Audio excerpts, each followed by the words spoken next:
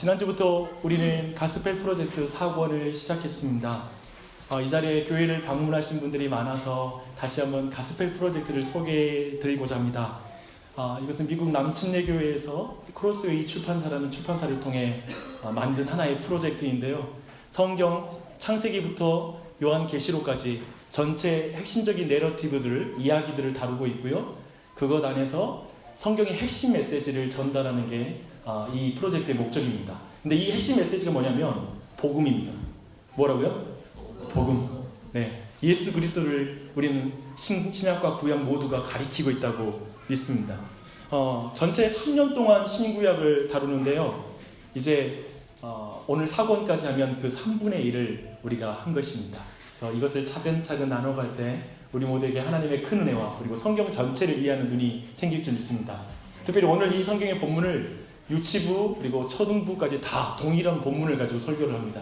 그래서 온 가족이 함께 신앙생활하는 것, 그게 우리 교회의 중요한 방향입니다. 그래서 함께 할 때 아이들과 함께 오늘 저녁에 은혜를 나누시고 가정 예배로 나아갔으면 좋겠습니다. 우리는 지난주에 이스라엘 백성이 왕을 요구하는 것을 살펴봤습니다. 근데 하나님이 좋아하나요? 싫어하나요? 네, 싫어하세요. 그리고 하나님께서 결국에는 그 싫어하는 왕, 하나님이 세우기 싫어하는 그 왕을, 이스라엘 백성이 요구하는 그 왕을 세워줍니다. 그 첫 번째 왕이 우리가 오늘 본문에서 보는 사울입니다. 그런데 오늘 이 사울 왕이 몰락하는 이야기를 다룰 것입니다.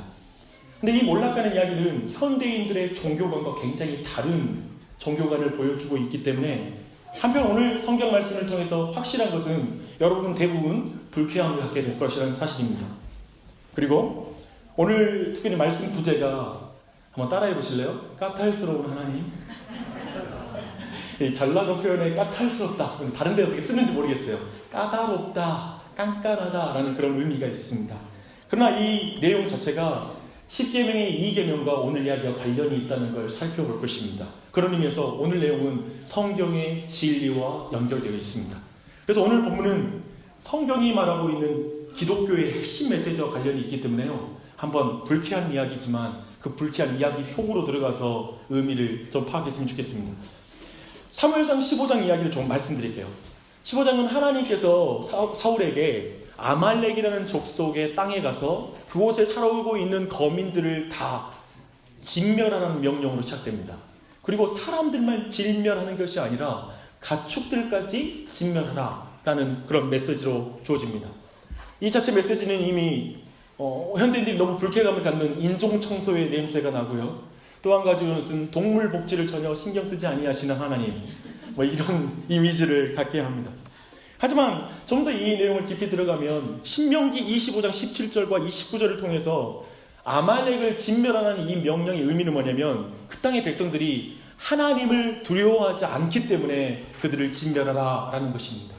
단순히 하나님을 두려워한다는 의미는 그들의 윤리적이고 그리고 그 땅의 영적인 타락, 그 모든 타락을 포함한 말입니다. 근데 이 아말렉을 향한 심판의 결정이 하늘나라의 의로운 법정에서 아말렉은 사형하고 이렇게 사형 선고가 떨어진 것입니다. 그렇기 때문에 이스라엘 백성의 정복 전쟁은 단순히 그런 인종 청소의 개념의 그런 전쟁이 아니라 이것은 하나님의 심판 결정을 그리고 사형 판결을 집행하는 집행으로 이해할 때 좀 더 우리가 이 부분을 좀 도덕적인 비난으로부터 좀 더 이 부분을 다르게 이해할 수 있는 방향이 생긴다고 생각합니다. 그런데 사울이 순종하나요? 순종하지 않나요? 네, 순종하죠. 근데 반쪽짜리 순종을 합니다. 온전하게 순종하지 않아요. 아말렉 사람의 왕 아각을 살려주고요. 하나님이 모든 짐승들, 가축들을 진멸하라고 했는데 다 진멸하지 않고 정말 건강한 그런 짐승들은 살려둡니다. 그리고 약간 하찮고 그리고 힘없는 것들, 가치 없는 것들만 죽입니다. 여러분들 이 순종에 대해서 어떻게 생각하십니까? 근데 하나님은 여기에 어떻게 반응하실까요? 그 내용이 11절에 있습니다. 내가 사울을 왕으로 세운 것을 후회하노니 어떡합니까? 이 반쪽짜리 순종을 하나님은 매우 심각하게 느끼시고요. 그거에 대해서 사울을 왕으로 세운 걸 후회한다는 표현을 씁니다. 근데 여기서 약간의 우리가 이 후회하노니 라는 이 표현에서 우리에게 좀 이해가 안 되는 지점이 있습니다. 왜냐하면 하나님은 모든 걸 알고 계시잖아요. 과거와 현재와 미래, 전지전능하다라고 표현하기도 하죠. 그런 의미에서 하나님께서 과거의 어떤 일에 대해서 후회하고 그리고 뉘우치고 이런 후회라고 이렇게 이해한다면 그게 맞는 말인가라고 생각합니다. 사실 이 해석에 대해서 분분한 내용이 있습니다. 어떤 신학자들은 이것을 하나님께서 허를 찔렸다라는 식으로 이해합니다. 무슨 말입니까? 하나님이 예상하지 못한 일을 갑자기 당하신 거예요. 그래서 하나님의 지식에도 한계가 있다라고 신학적인 결론을 내리는 해석자들이 있습니다. 뭐냐면 하나님도 모르는 게 있다는 거죠. 뭐냐면 사람 속은 모른다고 생각하는 것입니다. 그렇죠. 10길 물속은 알아도 사람 속은 몰라 라는 말을 우리 인간끼리도 사용하지만 하나님도 인간의 속을 모른다, 자유의지를 존중하는 것으로서 이 본문을 사용하기도 합니다. 그런데 문제는 뭐냐면 이 본문의 내용, 그렇게 하나님께서 후회하신다는 것을 이런 식으로 이해한다면 15장 29절에 반대가 나타나요. 이스라엘의 지존자는 거짓이나 변개함이 없으니 그는 사람이 아니심으로 결코 변개하지 아니하심이니이다. 하나님의 변치 않으심, 그리고 하나님의 후회하고 뉘우치는 것은 지금 전혀 안 맞는 느낌이 드는 것입니다. 여기서 우리는 그렇기 때문에 후회하다의 히브리어적인 의미를 좀 더 우리가 정확히 살펴볼 필요가 있습니다. 성경에 하나님이 후회하다라는 표현, 즉 하나님이 주어가 되어서 후회하다는 표현이 두 군데 나와요. 여기 부분과 어디에서 나오는 것 같아요? 창세기 6장 7절. 이제 인간이 범죄함으로 이제 땅이 악이 가득함으로 하나님이 인간을 지으신 것을 후회하시는 장면 할 때 하나님이 후회한다는 표현이 거기에 한 군데가 나옵니다. 근데 두 경우 모두 하나님이 온 세상을 다스리고 정복하라고 왕으로 세운 사람들의 타락을 보여주고 있고요. 이스라엘 백성의 왕으로 세운 사울의 타락이에요. 그런 의미에서 하나님께서 사람을 지으시고 사울을 세우신 목적은 뭐냐면 하나님의 통치를 드러내는 왕으로 온 땅을 다스리는 왕이 되라는 목적을 가지고 있었어요. 근데 그 목적이 깨어지자 하나님이 후회한다라고 말하고 있습니다. 그런데 여기서 하나님이 후회한다는 표현은 뭐냐면 하나님은 사람들이 돌이키지 않고 자기 뜻대로 행동하는 것에 대해서 슬퍼하신다는 의미입니다. 이 후회하다라는 원어적 의미 중에 슬퍼한다라는 의미도 있거든요. 그렇다면 이것은 이렇게 해석하는 게 맞을 거예요. 내가 왕으로 세운 사울이 불순종하는 것이 너무 가슴 아프다. 이렇게 이해하는 것이 맞을 것입니다. 하나님이 아말렉을 심판하는 이유는 아말렉이 하나님을 두려워하지 않기 때문에 심판하는 것인데 거기에 쓰임받으려고 하나님 부르신 사울이 하나님을 두려워하지 않는 거예요. 그걸 하나님이 슬퍼하세요. 하나님께서는 이 땅의 교회를, 이 땅의 그리스도인들을 하나님의 말씀을 듣지 않고 하나님께 떠난 세상을 구원하기 위해서 하나님이 신자들을 불렀는데 신자들이 하나님을 두려워하지 않아요. 하나님의 말씀을 마음에 두지도 않고 거기에 하나님을 따르지도 않는 거예요. 그걸 하나님이 슬퍼하시는 거예요. 그것이 얼마나 슬퍼했는지를 사실 사무엘의 모습에서 더 자세하게 표현하고 있습니다. 사무엘은 그날 하나님의 이 슬픈 말씀을 듣고 나서 근심하여 온 마음을 여호와께 부르짖었다고 말합니다. 너무 근심이 되는 거예요. 그날 밤 사울 하나님도 너무 슬퍼하시고요. 그리고 사무엘도 슬퍼서 밤새 눈물을 흘리며 기도해요. 그 기도를 듣는 하나님도 너무 마음이 아파요. 내가 내 백성을 왕같은 제사장으로 불렀는데 그들이 내 말을 듣기를 싫어하는구나. 내 말에 순종하는 걸 기뻐하지 않는구나 라는 게 하나님의 마음을 너무나 아프게 하는 것입니다. 그런데 그날 밤에 신난 사람이 한 명 있어요. 막 희희낙낙하면서 좋아 죽는 사람이 한 명 있습니다. 왜 이렇게 이 감정이 대비되는지 몰라요. 하나님도 슬프고 사무엘도 슬픈데 한 사람 사울은 신이 났습니다.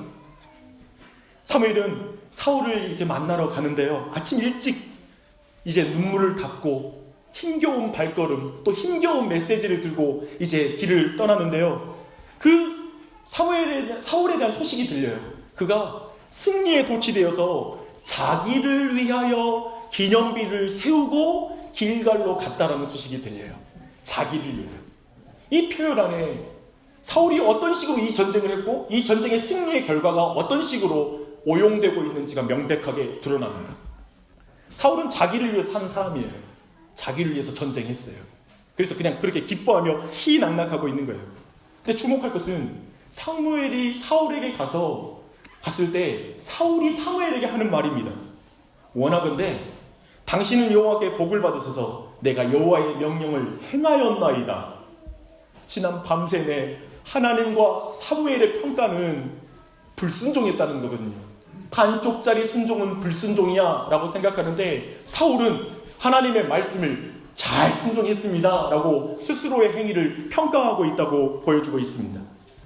근데 우리는 이 장면에서 사실은 지난 밤, 아니요 어젯밤인지 며칠 밤일 거예요. 우리는 하나님과 사무엘의 깊은 슬픔의 밤을 우리가 이미 알고 있는 사람으로서 이 사울이 이런 말을 하는 걸 좀 이해가 안 돼요. 그리고 뻔뻔스러워 보이고요. 다른 사람의 감정을 모르는 소시오패스? 사이코패스? 저는 그런 어떤 병력을 가지고 있는 사람처럼 보입니다. 그래서 사울의 말을 보니까 고개가 절레절레 흔들어질 것입니다. 불순종의 증거는 지금 차고 넘치거든요.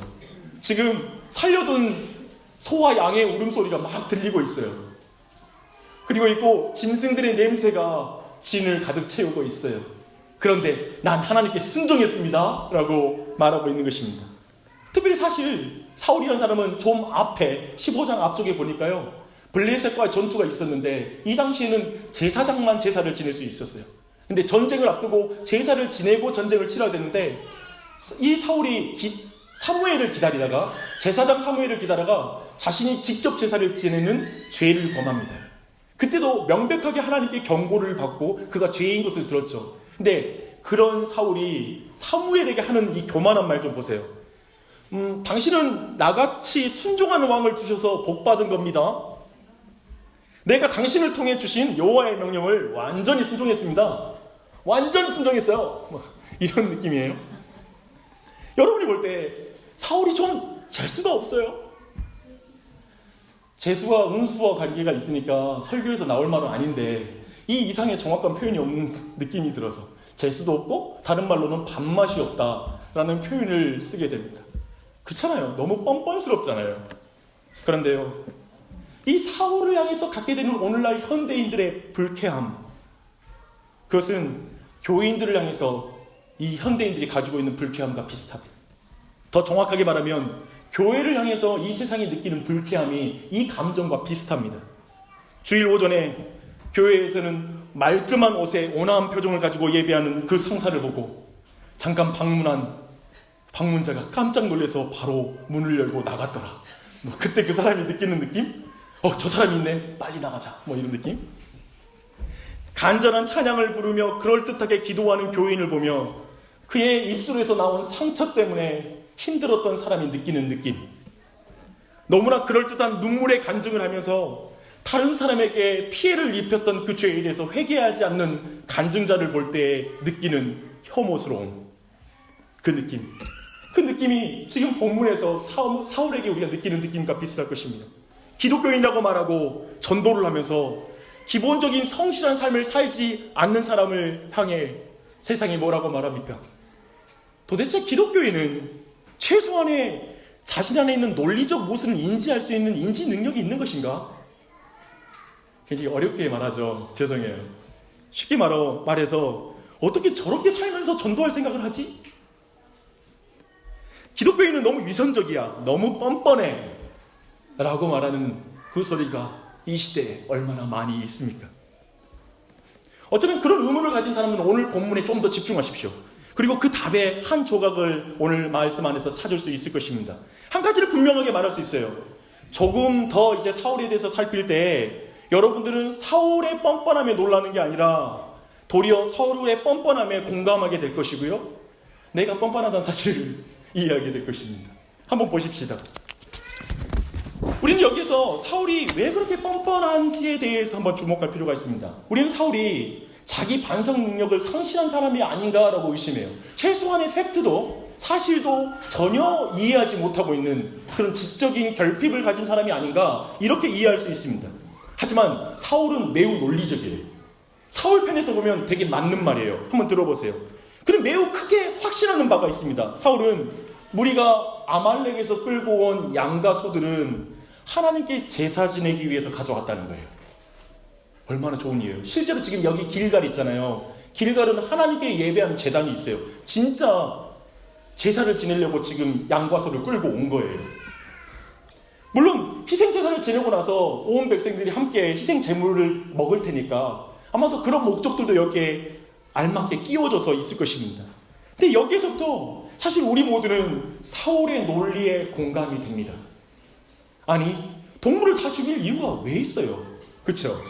살려와서 하나님께 바치면 되잖아요. 그리고 하나님께 제사를 지내려고 하는 사울의 마음 괜찮잖아요.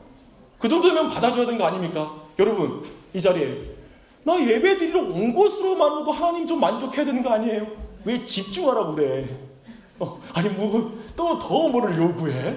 내가 주일날 교회 오는 것마다 얼마나 피곤하고 힘든데 마치 그런 마음이 들겠죠. 근데 이 사울은 정말 실용적이에요. 우리가 너무 좋아하는 현실적인 예배를 드리는 자가 사울입니다. 그의 실용적이고 현실적인 사고는 21절에서 적나라하게 나와요. 뭐라고 말하냐면 다만 백성이 그 마땅히 멸할 것 중에서 가장 좋은 곳으로 길갈에서 당신의 하나님 여호와께 제사하려고 양과 소를 끌어왔나이다. 쉽게 말하면 이거죠. 어차피 죽어서 썩어질 거 아닙니까? 그냥 그 자리에 죽이면 우리 다 먹지도 못하고 그냥 썩어질 겁니다. 근데 그거 가지고 와서 할렐루야 감사합니다.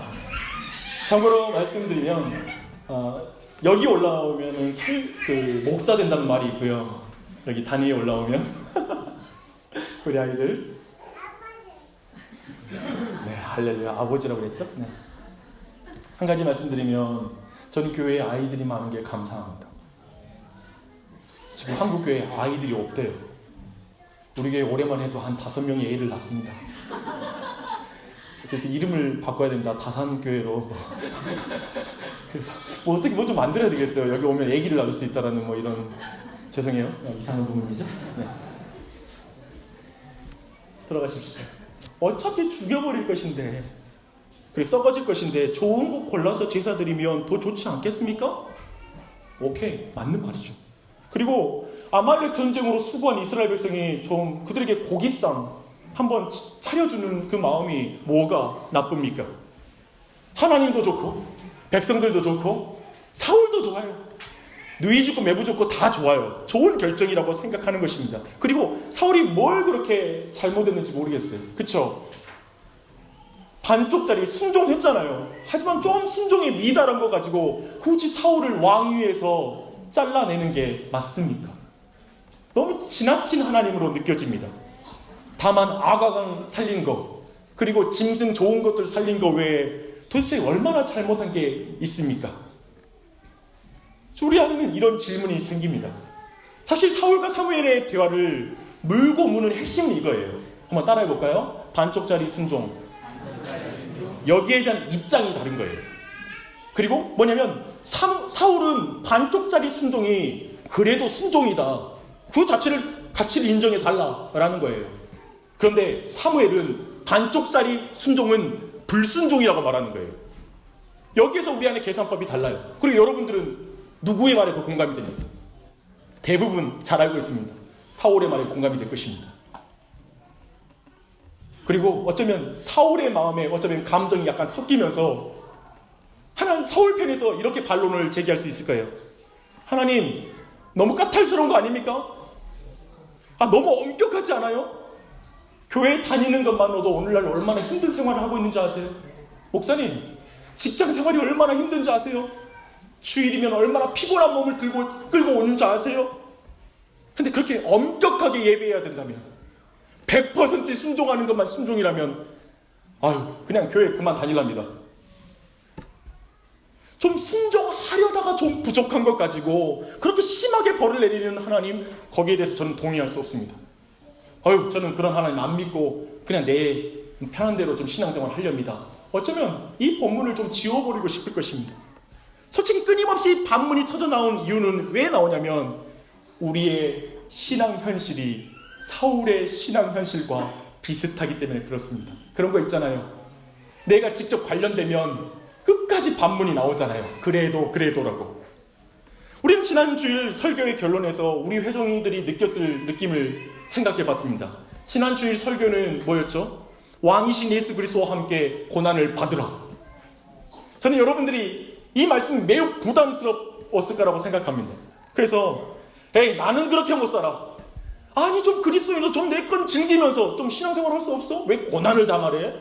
나는 그 성경 해석과 설교에 동의할 수 없습니다. 저는 그렇게 신앙생활 안 합니다. 어쩌면 이렇게 말하고 싶은 내용일지 모릅니다. 왜 그럴까요? 예수님처럼 사는 것이 불편하고 힘들고 어렵기 때문에 그렇습니다. 그 느낌이 오늘 본문에 그대로 사울과도 연결된 느낌이라는 것입니다. 그래서 사울이 너무 불쌍해 보이지 않으세요? 그래서 저는 오늘 마을 모임에서 우리 교회 지체들이 몇몇 사람이 나눌 내용을 알고 있습니다. 난 사울이 너무 느껴져요. 난 사울의 입장이 더 공감이 돼요. 하나님 좀 너무한 것 같아. 나도 좀 신앙생활 이렇게 힘든데? 라고 그 느낌을 표현할 것입니다. 그래서 결국 어디까지 가냐면 이 본문을 다르게 해석하는 것까지 가요. 제가 보니까 현대인들은, 그리고 현대 그리스도인들은 성경 본문을 다르게 해석하는 쪽으로 돌파구를 찾습니다. 난 그렇게 해석 안 해라고 입장을 갖는 것이죠. 목사님은 그렇게 갖고 내 입장은 달라라고 해석하는 것입니다. 그러나 그 지점에 여러분이 도착했다면, 명백하게 그 메시지를 여러분이 이 차이를 알고 있다면 여러분 성경을 잘 이해한 것입니다. 그리고 지금 성경의 핵심 메시지에 좀 더 근접한 것입니다. 오늘 계속해서 반론을 제기하는 사울에게 자신은 분명히 순종했다고 말하는데 반쪽짜리 순종은 불순종이라고 말하는 사무엘에게 화가 난 사람들이 있다면, 하나님의 평가를 듣고도 도저히 자신이 뭘 잘못했는지 수긍이 가지 않는 사람에게 사울은 매우 분명한 말씀을 줘요. 그게 22절이에요. 이 22절 말씀은 결국 모든 종교와 기독교를 나누는 거예요. 그리고 이것은 사울과 사무엘을 나누는 거예요. 두 사람이 왜 반쪽짜리 순종에 대한 입장이 다른지가 여기에 나와요. 하나님이 누구시고 하나님은 어떻게 일하시는지에 대한 지식이 다른 거예요. 22절 봅니다. 사무엘이 여호와께서 번제와 다른 제사를 그의 목소리를 청종하는 것을 좋아하심같이 좋아하시겠나이까? 순종이 뭐보다 낫고 제사보다 낫고 듣는 것이 뭐보다 순양의 기름보다 나오니. 사무엘의 이 말은 사울과 사무엘의 차이를 완전히 나눕니다. 지금 종교와 율법이 무엇인지, 그리고 종교와 참된 기독교가 무엇인지를 정확하게 나눠주고 있습니다. 사울의 주장이 왜 심각한 문제인지가 여기 안에서 드러나요. 그리고 여러분이 사울의 입장에 공감하는 게 크다면 지금 내 신앙의 기독교 신앙 안에서 내 위치가 어디 있는지를 확인하는 게 이 안에 있어요. 사울이 왜 몰락하는지 그 이유를 분명하게 말합니다. 조금은 이제까지 내용이 복잡하게 느껴질지 모르지만 굉장히 모든 내 논의를 선명하게 말하는 게 이 말씀입니다. 그것은 종교적 사울과 참된 성경적 신앙이라는 두 가지 구도로 나눠버려요. 이것을 다르게 말하면 종교와 기독교의 근본적인 차이. 왜 기독교인들은 스스로를 종교에 안한 범주에 넣기를 싫어하는가? 왜 기독교인들은 좀 자기들만 종교가 아니라고 표현하는가? 그 근본적인 이유가 여기에 나옵니다. 제가 차근차근 설명해 드릴게요. 본문에서 사울은 하나님이 명령하신 방법이 아니라 자신의 방법대로 하나님을 믿습니다. 하나님의 말씀에 따라 아말렉을 치지만 완전하게 순종하지는 않아요. 반쪽짜리 순종을 합니다. 사실 이건 불순종이에요. 왜 그러냐면 하나님의 말씀을 평가하고 취할 것을 취하고 안 취할 걸 버리는 것, 이미 하나님의 말씀을 평가하는 위치에 자신이 서 있는 거예요. 자신이 왕인 거예요. 그래서 교회 생활하고 말씀을 들을 때도 내가 거기서 들을 말씀과 내가 버릴 말씀을 구분하는 것, 이미 내가 왕이 되어 있는 거예요. 그 지점을 정확하게 보여줍니다. 그에게는 하나님도 예배도 사무엘도 철저하게 그의 정치적 입장을 공고하게 해주는 일에 도움을 주는 액세서리에 지나지 않습니다. 그가 하나님의 왕입니다. 사울이 끝까지 회개하지 않고 사무엘을 붙잡는 이유가 뭔지 아세요? 그게 30절에 나와요. 이 부분은 너무 자극적이에요. 사울이 이르되 내가 범죄하였을지라도 이제 청하옵나니 내 백성의 장로들 앞과 이스라엘 앞에서 나를 높여주세요.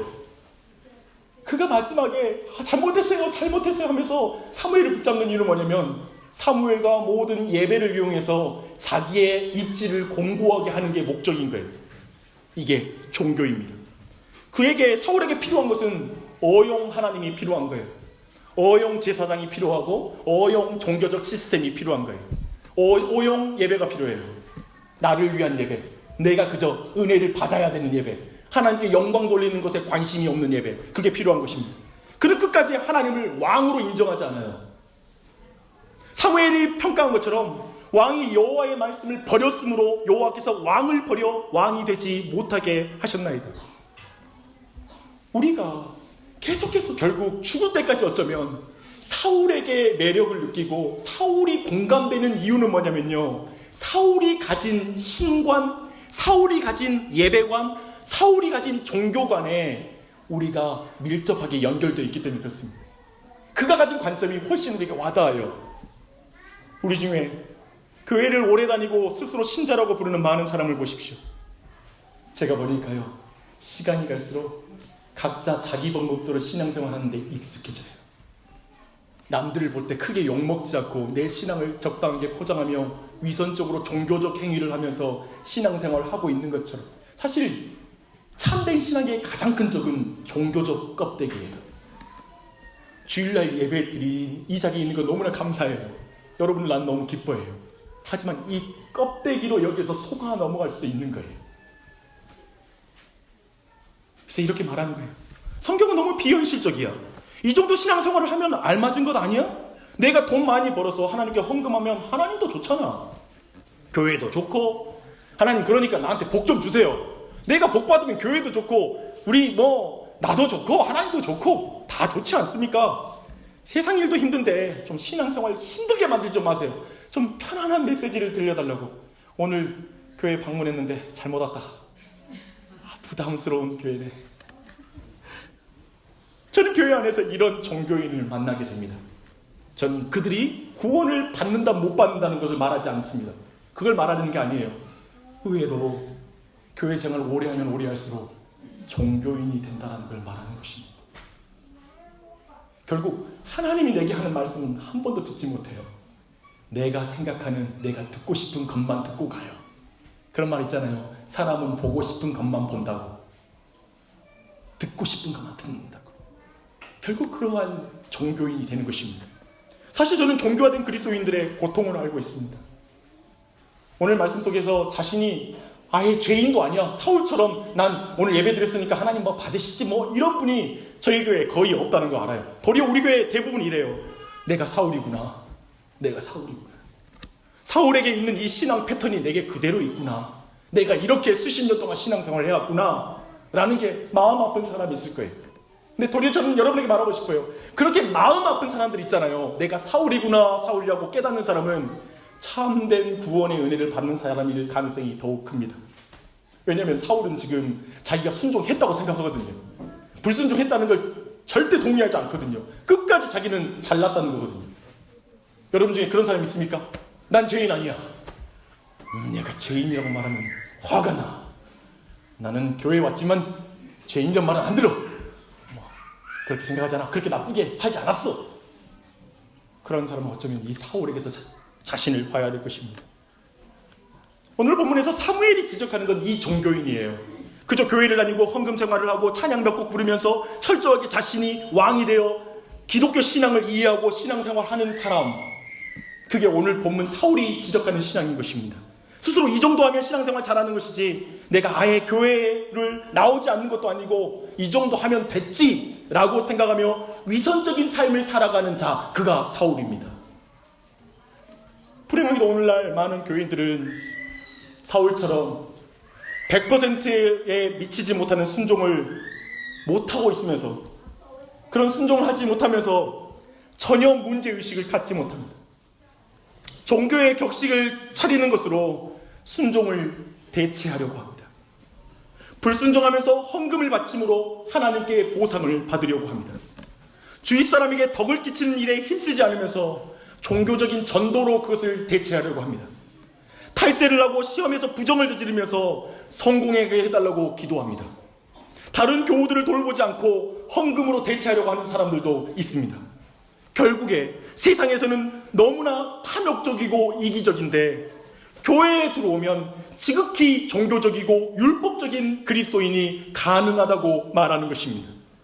그런데 말입니다, 역설적이게도 사울의 종교적인 모습에 역부하면서 우리 모두는 사울의 실용적인 면을 좋아합니다. 이걸 주목하고 싶어요. 그렇지 않아요? 저는 이 부분이 얼핏 보면 좀 어렵게 지금 단어처럼 이해되지만 제가 좀 더 여러분에게 설명해 드리겠습니다. 성경이 말하는 것은 사울이 스스로 왕이 되어 하나님의 말씀을 거절하고 자기 생각과 판단과 합리적인 기준으로 살아갈 때 그는 매우 위선적인 종교인이 되었다라고 설명하고 있습니다. 도리어 성경이 말하는 것은 우리가 하나님의 말씀을 듣고 그 말씀이 우리에게 실용적이지 않고 그리고 도리어 우리가 손해를 보더라도 그 말씀이 하나님의 말씀이기 때문에 순종할 때 우리 모두는 이 세상 속에서 예수 그리스도를 닮은 그리스도인이 될 수 있다고 말하는 것입니다. 사울이 제사 지내고 그 곁에 위대한 설교자 사무엘이 있고 그가 높은 왕위를 가졌어도 이 사울은 끝까지 종교인으로 남기를 결정합니다. 하나님의 말씀을 듣지 않고 스스로 생각으로 종교적 의식을 이용하는 자로 그저 즐기는 자로 계속 남아있을 뿐입니다. 다시 한번 말하지만 현대인들은 이런 종교인들에게 매우 불쾌함을 갖고 있습니다. 가식적이라는 것이죠. 사실 현대인들은 하나님께 순종하기를 원하지만 자기 방식대로 사는 사람들에게 화가 난 것입니다. 예수 믿는다고 막 하면서 예수는 안 닮은 거에 대해서 화가 난 거예요. 그런데요, 현대인들은 한편 부분적으로 하나님께 순종하는 걸 굉장히 좋아해요. 잘 여러분을 보십시오. 적당히 믿는 사람에게 화가 났는데 자신은 적당히 믿는 것을 좋아해요. 참된 회개가 아닌 종교적인 회개에 화가 났어요. 그런데 자신은 참된 회개로 나가는 게 너무 까탈스럽다고 생각해요. 너무 좀 지나치게 죄에 집착하고 있다고 생각해요. 하나님을 온전히 왕으로 모시지 않는 교회에 대해서 화가 났는데 자신은 하나님을 온전히 왕으로 모시는 그 삶을 싫어해요. 분명히 예수를 닮지 않는 그리스도인에게 화가 났거든요. 그런데 자신은 그리스도인이 되는 것을 원치 않아요. 의외로 뭐라고 말하냐면 귀찮을 것 같아. 결국 실컷 교회 이상적인 말을 막 하고 나서 다 퍼붓고 나서 교인들 우리 큰형이 그 말 한댔잖아요. 용주야, 예수 안 믿거든요. 저한테 항상 이래요. 너 돈 벌려고 목회하면 그만두고 나랑 같이 돈 벌자. 용주야, 너 그 교회 가지고 장사하려면 빨리 때려치워라. 예수 안 믿는 우리 형제들이 하는 말이에요. 만나기만 하면 그 말이에요. 대단하죠? 그 말 해놓고 그리스도인이 되어서 정말 그 아름다운 삶을 사는 건 싫어해요. 좋아하지 않아요.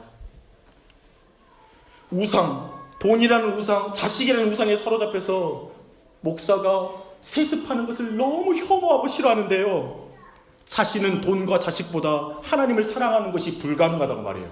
어떻게 그게 가능해요? 라고 말해요. 이 역설이 이해되십니까? 사무엘이 사울에게 그런 것처럼 계속해서 하나님은 우리에게 말씀하고 계세요. 근데 하나님을 왕으로 모시고 하나님의 말씀을 듣는 것이 자신의 삶을 더 힘들게 하고 있다고 우리 모두는 푸념하고 있어요. 말씀 너무 어려워요, 목사님. 어떻게 살라고 그러세요? 좀 너무 깊이 들어오지 마세요. 부담스러워요. 그냥 그 말이 계속 나오는 거예요. 근데 우리가 제일 싫어하는 것은 말씀대로 안 사는 그리스도인이 너무 싫거든. 이 분리를 어떻게 생각해요? 오늘 말씀의 부제로 까탈스러운 하나님, 그것을 붙이면 좋겠다고 말했습니다. 그리고 오늘 내용은 10계명의 제2계명과 연관된 기독교 진리의 핵심과 연결된다고 저는 서론에서 말했습니다. 이 계명이 뭐냐면 우상을 만들지 말라는 거예요. 이 의미의 핵심은 뭐냐면 하나님께 나아갈 때 너가 생각하는 하나님을 만들어서 네가 생각하는 방식으로 하나님을 예배하지 말라. 예배하는 방법을 철저히 하나님의 말씀에 순종함으로 예배하는 것이다. 하나님이 명령하신 방법대로 순종하는 것이 하나님을 예배하는 것이고 그 외에는 하나님께 나아갈 자가 없다 라고 말하는 게 성경과 그리고 10계명의 핵심 진리 중에 하나인 거예요. 우리 기분대로 신앙생활 하는 게 아니에요. 기독교인은 자기 육체대로, 자기 기분대로, 제 마음대로 인생을 계획하지 않아요. 철저히 하나님의 말씀에 제한돼요. 그러면서 끊임없이 우리는 자신이 예배의 방법을 고안해서 신앙생활하는 우상의 공장이에요. 항상 내 판대로 해요. 여러분, 정말 설교를 제대로 들어본 적이 우리가 언제쯤 들어봤을까요? 이건 하나님 말씀이야. 나에게 손해가 있던, 내가 이 일로 핍박을 당하던, 나 이 하나님 말씀에 무조건 순종해야 돼. 하나님은 내 이성을 무시하지는 않지만 그 맹신이지. 하지만 내 이성 너머에 계신 분이야. 그러니까 그분의 말씀은 내가 이해 안 돼도 순종해야 될 말씀이야. 난 하나님의 말씀을 이렇게 믿어. 그분이 말하는 그 하나님을 난 믿을 거야. 라고 우리는 언제 고백합니까? 성경이 말하는 기독교 진리의 가장 큰 강조는 하나님의 말씀에 순종함으로 하나님을 예배하라. 이게 기독교 진리의 핵심입니다. 그리고 구원을 받는 핵심의 원리입니다. 이걸 교회 밖 사람들에게, 어쩌면 이 자리 구도자들에게 어떻게 적용할 수 있을까요? 이 시대를 보십시오. 많은 사람들은 하나님께 다른 다양한 방법을 고안했습니다. 그 종교적인 교리와 방식은 너무나 다양해요. 다들 말해요. 인종도 다르시고 피부색도 다르고 언어도 다르고 모든 조건도 다릅니다. 그들은 각자 자기가 있는 문화 안에서 각자 다른 신의 이름을 부를 뿐 그 신이 가리키고 있는 것은 모두 동일한 것입니다. 그러니까 제발 기독교인들, 배타적으로 예수만 구원이 있다고 주장하지 마십시오. 모든 종교의 구원의 길이 있는 것입니다. 우리 교회 담임 목사님도 저렇게 배타적인 예수만 구원받는다는 저런 관점을 가지고 있었나? 놀라십니까? 확실하죠. 예수만 구원이 있죠. 근데 그런 기준 가운데 쉽게 말하면 모두가 자기의 우상을 만들어서 자기의 방법대로 하나님께 이룰 수 있다는 게 모든 종교이고 철학이고 인간이 만든 모든 관점입니다. 근데 지금 성경은 명백하게 거기와 다르다고 말하는 것입니다. 저는 다른 철학을 모욕하거나 다른 종교를 모독할 마음이 없습니다. 하지만 성경이 뭘 말하고 있는지를 여러분이 지금 말하는 것입니다. 성경은 핵심은 이거예요. 하나님이 주신 말씀의 방법대로 순종하고 믿을 때 그가 구원을 받을 수 있다라는 주장인 것입니다. 이 주장은, 예수 외에는 구원이 없다는 주장은 배타적인 주장이 아니라 죄로 말미암아 모두가 죽어 마땅한데 그들이 하나님께 들어오고 구원될 수 있는 수용성의 복음입니다. 누구든 다 내게로 오라, 나를 믿으라, 그냥 너가 구원을 받을 것이다 라고 수용하며 죄인들에게 말하는 복음인 것입니다. 오늘 메시지는 간략합니다. 교회 안의 사람들에게 이 메시지가 들렸으면 좋겠습니다. 부분적인 순종은 불순종이다. 불순종은 한 사람은 매우 실용적이고 현실적인 판단에서 불순종하는 것이다. 결국 하나님의 말씀이 이해되지 않으면, 맞지 않으면 기꺼이 말씀을 재해석하는 자가 바로 사울이었고 종교인이다. 그렇게 종교적인 형식만 남고 순종의 삶은 전혀 없는 신앙은 가능하다. 오늘 내용이죠. 그런데 저는 오늘 메시지에 여러분이 어떤 느낌이 들지 잘 알고 있습니다. 100% 순종 못하는 사울과 같은 사람들의 절망감입니다. 교회를 다니면 늘 느끼는 느낌이죠. 사울과 다를 것이 없어 보이는 자신에 대한 아픈 마음이 우리 안에 있을 것입니다. 우리 중에 어떤 사람은 사울과 같이 철저히 종교적인 사람도 있을 거예요. 그러나 우리 중 대부분은 저는 알아요. 우리 교회 교우들이 얼마나 이 사울과 다르게 100% 불순종하는 그 못하는 지점에서 자신이 죄인이라는 걸 인정하고 그렇게 인정하면서 슬퍼하고 있다는 걸 알고 있습니다. 늘 부족하고 부끄러운 신앙인 것을 잘 알고 있습니다. 솔직히 TV에서 나오는 위선적이며 가식적인 신앙인들을 봐도 불쾌하고, 회사에서 회사 생활이 선교 교회인 양 신우에 활동하면서 자기 일에는 성실하지 않는 사람을 향하여 여러분이 불쾌감을 가지고 있는 걸 알고 있어요. 대부분 그리스도인인 것을 밝히지 않고 결국에 어디까지 가냐면 그리스도인인 걸 밝히지 않고 그저 축소되어 사는 것이 우리의 삶인 것 같습니다. 최소한 자기 반성 능력이 있는 그리스도인들, 회개하는 사람들은 자기 시험지가 늘 20점이라는 걸 알아요. 10점. 하나님이 100% 순종을 원한다고 지금 성경이 말하는데 여기에 도저히 다다르지 못하는 자신을 잘 알고 있습니다. 여기에 머무는 게 사울의 자리입니다. 저는 성경이 여러분이 가리키는 자리로 나왔으면 좋겠습니다. 그것은 성경이 말하는 것은 종교가 아니라 복음이라는 것입니다. 예수 그리스도입니다. 성경이 말하는 진리는 이것입니다. 하나님은 예수 그리스도, 그분의 아들을 통해 육체를 입고 이 땅에 내려오셨습니다. 그분은 이 땅에서 100% 순종 못하는 우리, 100% 순종하지 못하고 죄책감을 느끼는 우리, 넘어져 있는 우리를 구원하시기 위해서 예수 그리스도는 이 땅에 오셔서 율법 아래, 율법의 창시자가 율법 아래에 들어가서 율법을 완전하게 성취하시고 완벽하게 100% 순종하시고 그분이 얻은 의를 우리에게 전가해 주십니다. 그분을 우리가 믿을 때 예수 그리스도는 우리의 모든 죄로 얼룩진 옷을 그분이 가져가시고 그분이 가지신 의로운 완전한 옷, 그 옷을 우리에게 입혀주십니다. 그래서 우리 모두는 100% 순종하지 못하는 사울의 자리에서 나는 순종했습니다. 이 정도 신앙생활하면 됐죠.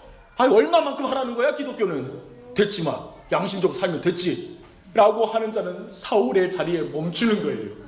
그러나 참된 기독교는 이렇게 말하는 거예요. 하나님, 저는 죄인입니다. 하나님은 완전한 기준에 항상 미치지 못하는 죄인입니다.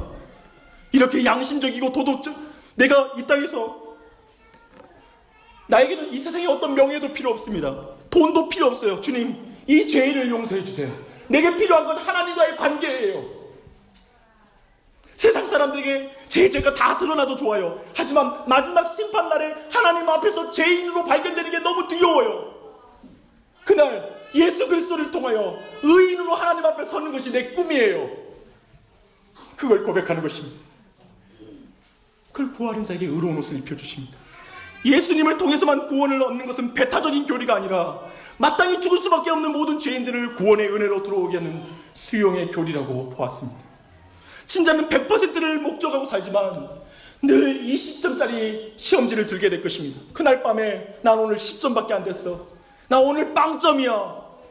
난 하나님의 그 의로운 기준, 그 순종의 기준에 하나도 미치지 못했어. 늘 기독교인은 거기에 있어요. 혹시 이 자리에 기독교인들이 양심도 없다고 생각하는 분 계실지 모르겠는데요, 기독교인들은 죄책감으로 아주 시달리고 있습니다. 우울해요. 그래서 다른 사람에게 예수 믿으라는 말을 못하겠어요. 왜냐하면 우울한 신앙생활에 다른 사람까지 끼어들 필요는 없다, 이런 결론을 내린 신앙인들이 굉장히 많습니다. 그렇지 않아요? 저는 그랬어요. 제가 전도를 못하겠더라고요. 내가 행복하지 않으니까, 비참하니까. 근데 제가 알았어요. 나는 늘 하나님 앞에 100점짜리 시험지, 그분의 기준 앞에 20점짜리, 10점짜리 그 시험지를 두고 있지만 예수 그리스도께서 10점을 맞을 때 90%, 100점을, 그 완벽한 시험지를 내 점수와 상관없이 믿는 자에게 주시는 거예요. 이 말은 뭐냐면 값싼 은혜가 아니에요. 그리스도인도 끝까지 100점을 두는 거예요. 20점 맞고 10점을 맞아도 이렇게 말하잖아요. 100점을 좀 낮추자. 너무 어려운 말씀이야. 이렇게 말하지 않아요. 시험 보지 말자고 깽판 치지 않아요. 에이, 시험 보지 마. 그냥 믿음으로 구원 받아. 복잡한 신앙생활 싫어. 이런 식으로 말하지 않아요. 명백하게 성경의 완전한 기준과 그분께서 말씀하신 그 기준을 갖는 거예요. 그분의 거룩하심과 완전하심을 믿는 거예요.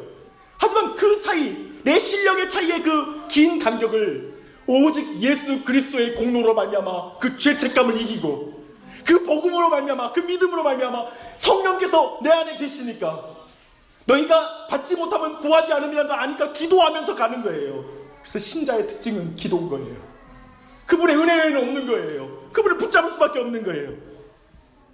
그렇게 신자의 삶을 사는 거예요. 죽을 때까지 우리는 30점, 40점, 그 점, 그것도 굉장히 주관적이에요. 굉장히 거룩한 사람이 자기가 빵점 맞았다고 생각하고요, 굉장히 교만한 사람들이 자기가 90점 맞았다고 생각하거든.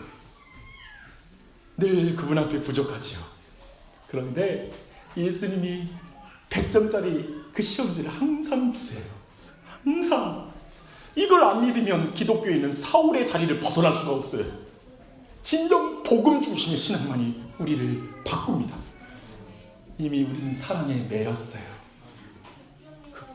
그 은혜가 우리 모두에게 있었으면 좋겠어요. 여러분, 격려하고 싶어요. 여러분도 저와 같은 느낌 가지셨습니까? 10점짜리 시험지 들고 속상한 적이 얼마나 많아요. 지금도 하나님 뵈면 내가 뵐 낙이 없는, 낯이 안 되는 사람이야. 나 지금 뭔가 더 해야 되는데 이대로는 안 되는데 라고 늘 생각하는 쳇바퀴도는 삶을 살고 있을 거예요. 하나님, 여러분을 위한 예수 그리스도의 그 사역을 믿으십시오. 그 복음이 우리를, 저는 이래요. 10점을 살아도 살겠더라고요. 우리나라 사람들 이러잖아요. 100점 안 맞으면 시험 안 봐버려. 그런 게 있잖아요. 제대로 안 하려면 안 해. 내가 말할게요. 기독교 신앙은 제대로 한 적이 한 번도 없어요. 죽을 때까지. 늘 부족한 걸 기도로 메우고 은혜로 메우고 가는 거예요. 그러니까 기독교인은 굉장히 용기가 있어요. 밝아요. 죄인인데 밝아. 그 기독교인은 끊임없이 노력해. 교만하지 않아. 왜냐면 100점이거든 기준이. 거기에 늘 미치지 못하니까 다른 이웃을 향해 넌 불신자라고 무시하잖아요. 항상 친절해요. 사랑해요. 그 사람들 존경해요. 존중해요. 우리 똑같은 죄인이야.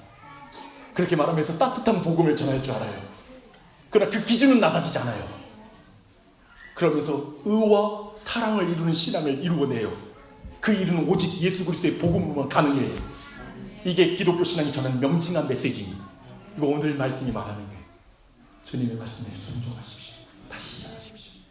기도하겠습니다. 하나님, 자녀들이 10점짜리 시험지를 들고 와서 희희낙낙하면서 엄마 아빠가 다 받아줄 걸 알고 있는 자식들 보면 10점 맞아서 속상한 것도 있지만 저희가 날 아버지라고 생각하는구나, 그래도 저렇게 밝게 있는 게 좋구나 라고 생각합니다. 하물며 우리 주님이 우리의 삶을 어찌 보실지요. 우리는 늘 10점짜리 5점짜리 온전한 삶을 살지 못하는 그 죄책감, 수치심, 미안함 가운데 신앙을 살아가는 지체들을 이 시간 이 말씀으로 복음으로 마음을 채워주시옵소서. 오직 예수 그리스도, 내가 죄인됨을 알고 그리스도의 공로를 의지하는 것만이 인생의 소망입니다. 그것만이 위로이지요. 끊임없이 노력해야지만 확보되는 정체성도 아니고, 돈을 가지고 명예를 가지고 승진하고 그 모든 것으로 내 정체성이 만족되어지는 것이 아니라 피조물은 오직 위에 계신 하나님의 크기로만 만족되는 존재임을 믿습니다. 우리는 인간의 마음이 너무 무한해서 이 땅의 작은 것들로 만족이 안 된다는 걸 끊임없이 경험합니다. 마음이 너무 커서 만족이 안 되는 것입니다. 그러나 그 마음을 채우는 것은 영원하신 하나님이신 줄 믿습니다. 그분의 사랑인 줄 믿습니다. 우리는 남편의 사랑으로도 안 채워지고 아이들 사랑으로도 안 채워지는 존재입니다. 우리는 오직 위에 계신 하나님을 통해, 그리스도를 통해 드러난 그 놀라운 은혜의 사랑을 통해서만 우리는 구원을 받고 이 땅에서 신자의 삶을 살고 마지막 날 주님 앞에 설 것을 고대할 수 있는 줄 믿습니다. 그것만이, 그렇게 하나님의 말씀에 100%를 향하여 우리의 인생을 드리는 자만이 종교인에 머물지 않고 끊임없이 기도하는 자리에서 성령님의 도우심을 입어 주님을 닮아가다가 주님 앞에 서는 날 내가 나를 많이 닮았구나라는 그 칭찬으로 만족할 줄 믿습니다. 그 길로 우리를 인도하여 주시옵소서. 내 우상을 깨뜨리시고 내 틀을 깨뜨리시고 하나님이 왕되어 주시옵소서. 주님, 알아도 안 되더라고요. 성령님을 통하여 은혜를 베풀어 주시옵소서. 예수님의 이름 받들어 기도합니다.